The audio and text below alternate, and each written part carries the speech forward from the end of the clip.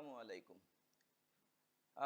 নির্বাচনী একটা সংস্কারের প্রস্তাব দেখে আজকে একটু কথা বলতে চাচ্ছি। প্রস্তাবটা ছিল এরকম যে প্রার্থী নয় পার্টিকে ভোট দিতে হবে।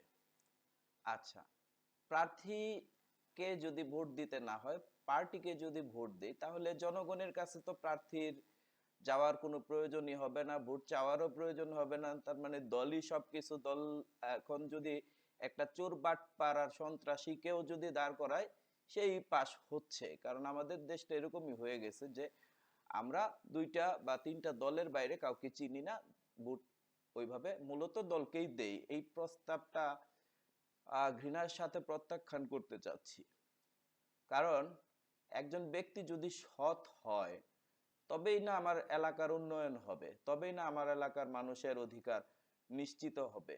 যদি ব্যক্তি সৎ না হয়, পার্টিকে দিয়ে কি হবে? পার্টি যে অনুদানটা দিবে, ব্যক্তি সব তো তার পকেটেই ভরবে।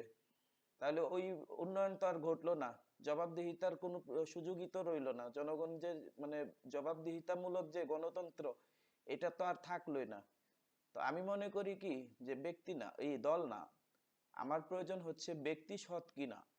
এবং নির্বাচন পদ্ধতির পরিবর্তনটা এমন ভাবে করা দরকার, যেটা হচ্ছে যে স্বতন্ত্র যারা দাঁড়াচ্ছি, স্বতন্ত্ররাও যেন সরকার গঠন করতে পারে, যদি তাদের ওই পরিমাণ ম্যান্ডেট থাকে, তবে যেন তারাও সরকার গঠন করতে পারে স্বতন্ত্রভাবে। সেই বিধান সংবিধানে আনা প্রয়োজন।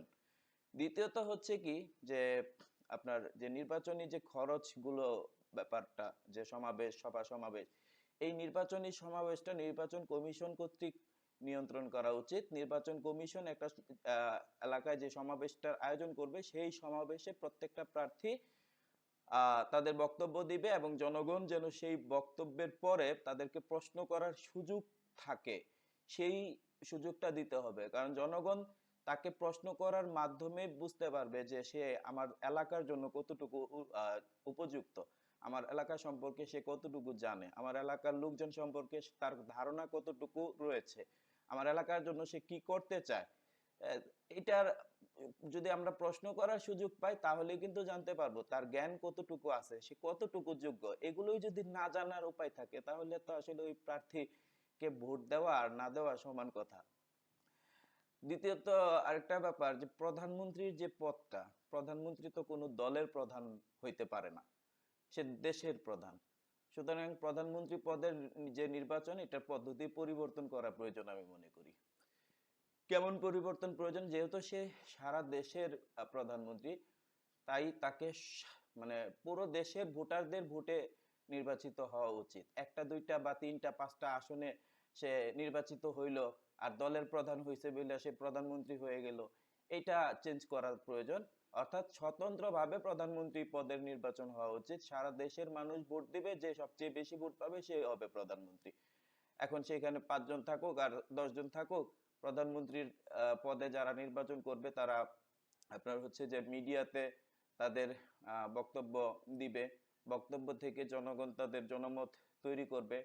বা আপনার বর্তমান যে অনলাইন প্ল্যাটফর্ম রয়েছে, সেখানে বক্তব্য দিতে পারে, সেখানে জনগণের অংশগ্রহণ থাকতে পারে। তাকে প্রত্যেকটা এলাকায় গিয়ে যে নির্বাচনী প্রচার করতে হবে এমন কোনো কথা না।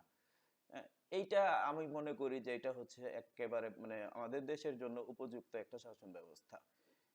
আসলে আমার কথা তো আর কেউ শুনবে না, বল বলার উচিত বললাম, এই আর কি। আপনাদের কমেন্ট আপনারা ইচ্ছা করলে করতে পারেন, না করলে জোর করব না।